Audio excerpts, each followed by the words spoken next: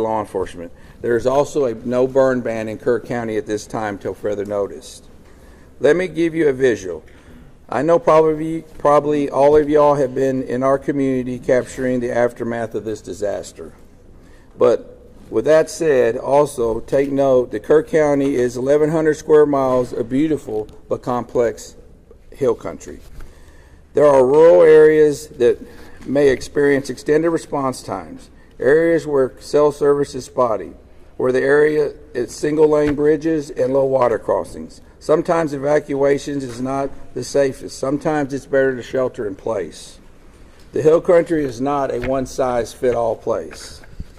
First responders from emergency services throughout Kerr County promptly responded to the recent emergency as the situation unfolded. As with other significant events that are emergencies services encounter, this incident will be reviewed. You have my word. When or if necessary, if improvements need to be made, improvements will be made. What I'd like to do right now is kind of give you a breakdown. You know, I believe the latest report I had, we have 2,100 people out here at some capacity on this incident. Okay, as far as Kerr County Sheriff's Office right now, what our office is currently doing, it's an all hands on deck. Everybody we got are out here, but also we have an additional 2,000 plus people helping us. But as far as our patrol division, you know, right now they're involved in answering calls. Y'all have to remember, we still got day-to-day calls we have to handle. But they're also involved in different kinds of rescue and recovery efforts. My CID division, Criminal Investigation Division, is assisting with operations at the funeral home. They're also assisting with the identification process. My SOD division, Special Operations Division, is searching through heavy debris with heavy equipment. They're distributing assets with the Texas Game Wardens. They are also involved in recovery operations. Also, they're working with DPS special agents on all recovery processes and with the volunteer fire departments. Our communications is overseeing the communication operation liaison with DPS also. Our emergency management, Doug Thomas, is in the EOC Center. Also with my chief, they're both in the EOC Center. At this time, I brought a couple of the guys. I was going to let Captain Jason Waldrop say a few words.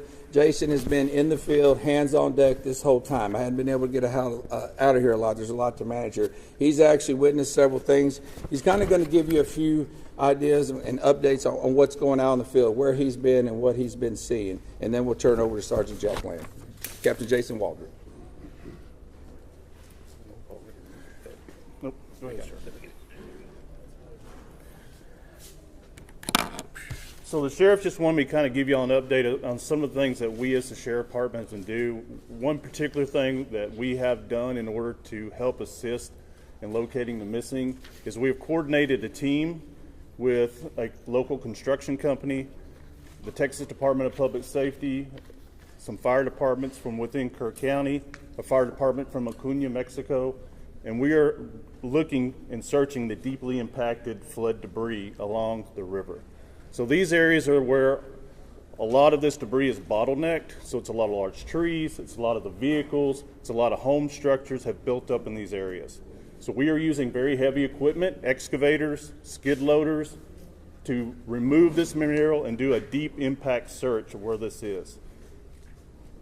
So what we ask is, for those who are out there working, the local residents, the families of the missing, even some of the search teams, if you see these very large excavators working, please avoid these areas. We are trying to control these work sites.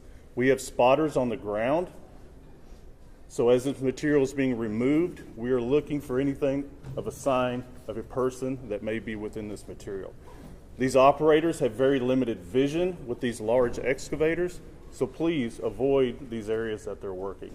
We are still spotting areas up and down the river where we can take apart these materials and hopefully locate some more of the missing. So that's one main thing that we've been doing along the river to help this process. Sergeant Lamb. Thank you. Morning. Jonathan Lamb, Kerrville Police Department. We want to remind folks that if you've reported a loved one missing and they've returned home safely or been found safely, It's vitally important that you let us know that that person is no longer among the missing. We need to keep an accurate count, as accurate as possible. So, if you've reported somebody missing and they've been recovered safely, please let us know. Go to the website, kerrvillemissing.dps.texas.gov, or call 830-258-1111. And once again, kerrvillemissing.dps.texas.gov, 830-258-1111. We are actively working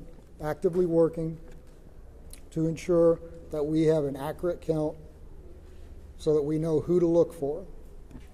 And now I want to talk to the people here in this community, inside the city limits of Kerrville, people in Kerr County. A few things. We know that folks are beginning to clean up. And we have large debris piles. And we ask them not to use heavy equipment to take down those debris piles until they've been checked by a search party, because it's possible there are victims in that debris pile, and we don't want to disturb that. Please give us a call, our non-emergency numbers at the police department and the sheriff's department, and let us know that you've got a debris pile that needs to be checked before you begin that level of cleanup. Sheriff Letha mentioned the burn ban. That's countywide. We need people to respect that. Do not burn during this time. And we continue to ask people to steer clear of the area and let our first responders work. Again, this operation is ongoing and continuous. Our first responders are trying to get to places to do their jobs. And people come in here from outside the community and people within the community who want to go sightsee and look at the river and see the flood damage. It's making our job very hard. We ask folks to give us room to work. I want to talk a little bit about the events that happened on the morning of July 4th, what the Kerrville Police Department and other first responders were doing in those early morning hours. And I want to start outside of Kerrville, out in Hunt. Now, for those of you who went out there yesterday with the governor, y'all know that Highway 39 crisscrosses the Guadalupe again and again and again. And all of those low water crossings, when they flood, they create islands where you can't get in and you can't get out, trapping people in their homes, trapping people in vehicles. And that's what happened on the morning of July 4th. One of our patrol sergeants lives out there in Hunt, and he got up, he got ready to go to work, and he realized when he hit the intersection of FM 1340 and Highway 39 that he was trapped on an island that was Hunt, Texas. And he saw people, dozens of people, trapped on roofs. He saw people trapped in swift moving water. He gave them encouragement over his public address system in his vehicle. He told them to be strong, that he would get to them as quickly as he could, and to hang on. And he knew he needed help. He went to another detective, Kerrville Police Department detective who lives out there, and he woke him up, and he said, "It's bad. I need you to get your gear on and come find me." And then he went back out. And for 13 hours, those two officers, along with some Hunt volunteer fire department firefighters and an emergency room doctor, provided care to that Hunt community. When it was safe to do so, they waded into the water and they rescued people. They got people down off of roofs. They collected them there at the Hunt School. There was a young boy with a pretty severe leg injury that was given first aid treatment throughout the day. Other people came. Many of them were injured. They provided first aid. They coordinated helicopter evacuations for the most critically injured. communicated the situation back to our emergency dispatch center at the Kerrville Police Department. When the waters began to recede, they knew that vehicles would be making their way out there when it was safe to do so. So they went back and forth, clearing out debris to clear a path for those vehicles. They saw helicopters flying back and forth, making recoveries upriver, evacuating those summer camps. And they were by themselves on that island that was Hunt, Texas, doing what they do, serving, protecting, and helping, until about 5 o'clock in the afternoon, when other emergency workers in high-profile vehicles were able to get out there. And here in town, the early morning hours is still dark. Our officers realized that areas of town that traditionally don't flood were going to flood, and that low-lying areas close to the river were in danger. Our officers spent hours going back and forth. In that first hour, they evacuated over 100 homes and evacuated and rescued over 200 people. And to say that doesn't even come close to explaining the actions that took place. Door to door, waking people up, convincing them that yes, the floodwaters are coming and you need to leave now. They rescued people out of vehicles. They rescued people out of homes that were already flooding, pulling them out of windows. They entered water. There's a trailer park that flooded in minutes. One officer was there by himself, and he realized, I need help.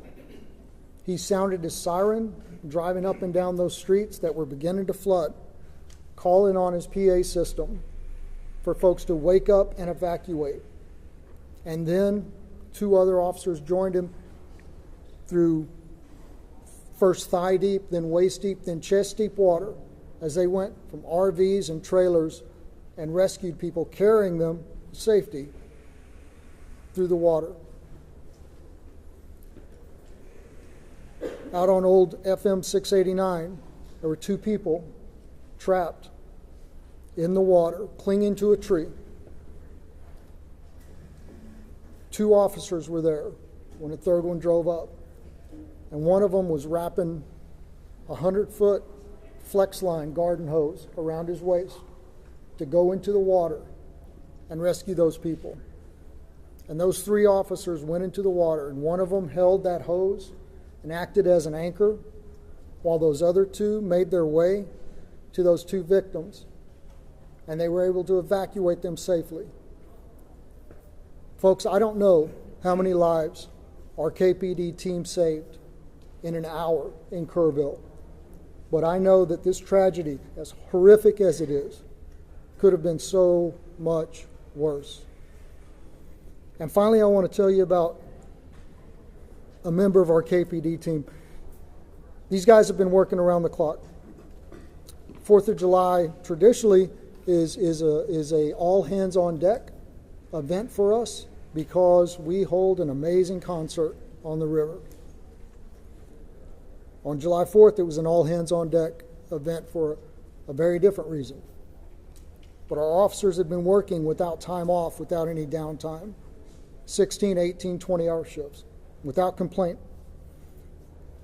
Yesterday was the first day we were able to give a couple of them some downtime. So we sent an officer home to rest.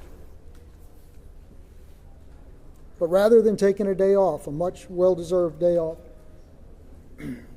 he got up and he put on his gear and he volunteered to go out on foot with a ground search party. And he spent his day up and down the Guadalupe River, going over, under, around trees, searching for victims to try and reunite the missing with their families.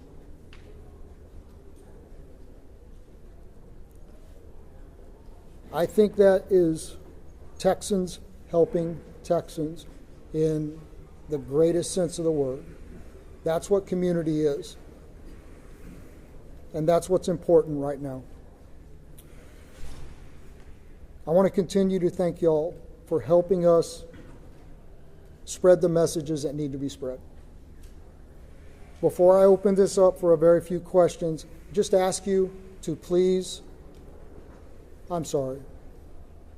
just ask you to please say your name and who you're with before we do that. Yes, sir, right here. Oh, I'm sorry. The mayor. The mayor is supposed to speak now. I apologize. Mr. Mayor, I'm sorry. Good morning, everyone. As Jonathan Lamb has said, this is a story of tragedy, but it's also a story of heroes. Captain Walter, thank you for all you've done. Every first responder, thank you for all you have done. The recent numbers reported break my heart. And they break the heart of everyone up here, everyone who's been working since July the 4th. I want you to know, I think it's important for the public to know, I think it's important for the families to know. In that Emergency Operations Center, there's not little silos of departments and agencies.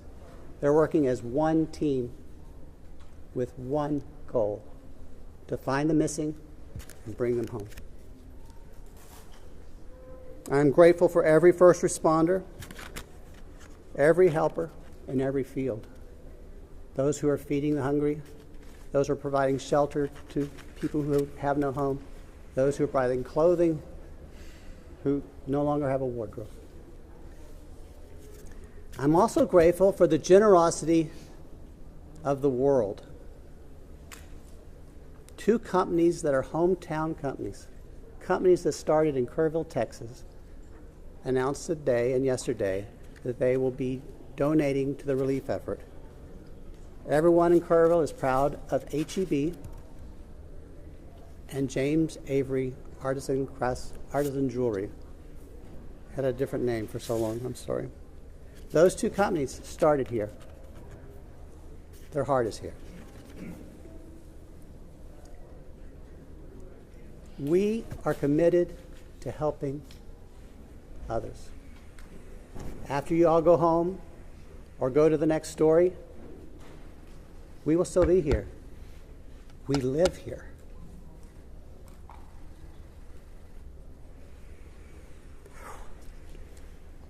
We've lost friends here. If you feel able to donate to the relief fund, the best source we are recommending is the Community Foundation of the Texas Hill Country. That's the community their website is communityfoundation.net. There's a link at the top of that page to help you donate.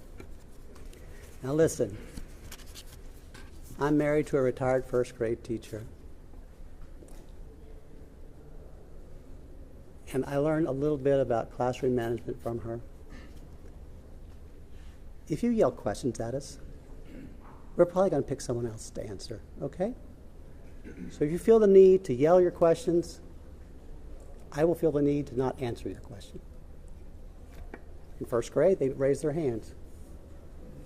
That might be a good start. Yesterday was a disaster, and I was embarrassed. Our town was embarrassed. Your viewers were embarrassed. And I don't want that to happen again. Now, I'm going to do something I've been told to do. I'm going to turn it back to Jonathan Lamb to start the question and answer period. However, please make my retired first grade teacher wife proud and raise your hands. Thank you. Okay, once again, just say your name, please, and who you're with. And I'd already called on you, so yes, sir. Ernie's going to go with case at 12 at San Antonio. Question for the sheriff. The code red alert system has come under a lot of scrutiny in recent days, and now there's reports of a timeline on Friday morning where an Ingram volunteer fire department commander asked the Kerr County Sheriff dispatcher for the code red to be issued, the dispatcher says, I can't, I have to get a supervisor's approval for that. Almost 6 hours passes until 10 o'clock, when 10:04, when the code red is issued. How do you account for that lapse of time? What happened and what could have happened in that time? Okay. As I've said earlier, with every significant event, we're going, with every emergency, we're going to have to, there's going to be an after action. Please, y'all, listen to those words, after action, okay? Those questions are going to be answered. I believe those questions need to be answered to the family of the missed loved ones, to the public, to the people that put me in this office. Those need to be, and I want that answer, and we're going to get that answer. And I know that's going to be asked over and over. Please understand that. We're not running. We're not going to hide from everything. That's going to be checked into at a later time. I wish I could tell you that time. I don't know that time. Let me share something with y'all. One of the main things I've been doing is going and visiting the family. We still have some of those missed loved ones here. I go visit them twice a day. As a sheriff, what I want is I want closure for those people. Okay, and those are important questions. We will answer those questions. I wish y'all would bear with me in that. Okay, bear with me. We'll get them. I can't tell you in a week or two. Okay, we're going to get them. I'm not trying to deflect them. Okay, my primary. I asked you. I've been in this business 36 years. I don't know if any of y'all, how many of y'all have gave notifications, death notifications. I've done them. What is worse, a death notification or telling somebody I don't know where your loved one was? That's my priority. Okay, now please understand that. Sir, Sergeant Lamb. Tammy from the Hill Country Community Journal. Yes, we talked a lot about the recovery effort, and it's amazing, but I wonder what we can tell the displaced families. Where do they go? How do they get in touch with FEMA? I think there's a lot of that we haven't had a chance to discuss it. Right, so unfortunately I don't have the FEMA number. I know there is a FEMA hotline specifically for this, and I don't have it at my fingertips, and I apologize for that.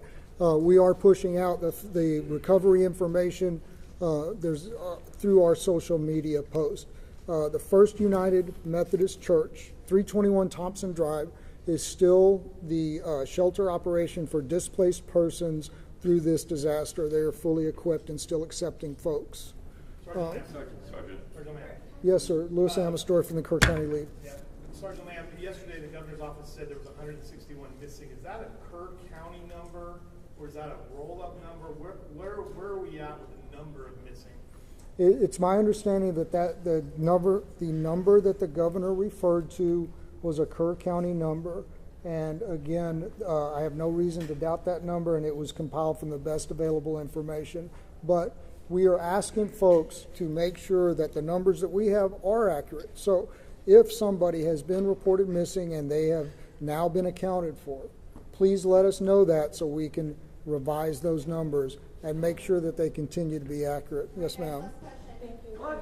Thank you, Juanita, with Telemundo NBC. Yesterday, Governor Abbott said that 2 days prior to the disaster, he had provided resources, and they were here on ground. I know this is a question for the mayor, but he said you guys were prepared, that you had those essentials. What happened? Did you guys have those resources? Yeah, listen, I'm going to just say what has already been said. At the appropriate time, all of that is going to be reviewed and checked into. I don't have the answer to that question right now. I don't have that information. And rather than speculate, it would be irresponsible for me to do that. Mayor, So, could you speak on that? Repeat the question, please. Yesterday, Governor Greg Abbott said 2 days prior to the disaster, he had provided the town with more than enough resources to respond to the disaster. Were those resources here? Locals tell us they didn't see any resources. They didn't see anyone until hours after the disaster. Thank you. What resources did you guys have, and why wasn't there any response? Okay. I didn't see the governor's remarks. I haven't seen the governor's remarks. Last night we had a city council meeting, and I was required to be there. And so I'm sorry. I don't know what resources TDM had in place at that time. I know when I arrived at the Emergency Operations Center on the morning of July 4th, there were TDM personnel there. But what assets they were able to use that morning, I'm sorry, I do not know. Mr. Mayor, Listen, people are yelling. and I didn't really want y'all to. If you offer only 3 questions, then you're going to have. And guess what? You're in Kerrville, and we're going to do it my way. I understand that. But Morgan Chesky, please. Mr. Mayor, records show that the concept of flood warnings have been discussed at least 24 times by the county. What's the biggest reason that these systems have not gone into place at this point? You know, Morgan, you and I grew up here. And I wasn't in office during those discussions. And frankly, I'm more focused on the future than the past, as you know. What I can say is the governor, the lieutenant governor, the Speaker of the Texas House have all provided us support, and they have all said this is a priority for the upcoming special legislative session. As mayor of Kerrville, as someone who grew up here, I am grateful for their support, and I look forward to what they proposed during the special session. My last question will be you. Thank you, sir. Shimon Perkins from CNN. The lieutenant governor said that on July 3rd that the county judges and city mayors were invited on a daily call Thursday to discuss weather forecasts. Were you on that call? Were you invited to that call? Do you know if the county judge was also on that? I can't speak for the county judge. That would be hearsay. And I'm not going to contradict the information you have. But I will tell you, personally, I did not receive a telephone call. You weren't invited to the call? I did not receive a telephone call. And you were never given any information about what assets were brought into the area? So I wasn't invited to the call. I'm not trying to deflect, No, but I I understand. don't. Do you know why how that would happen? Or?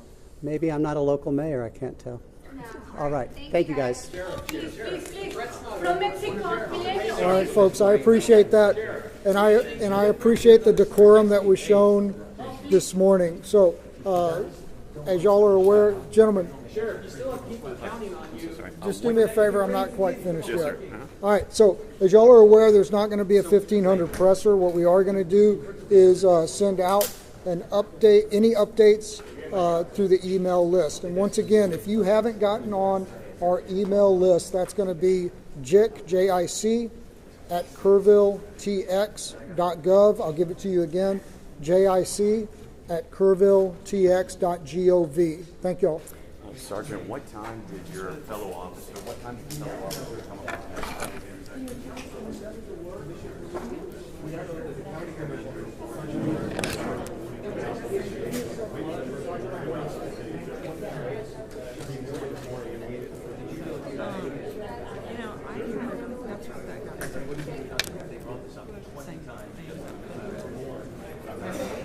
We just talked.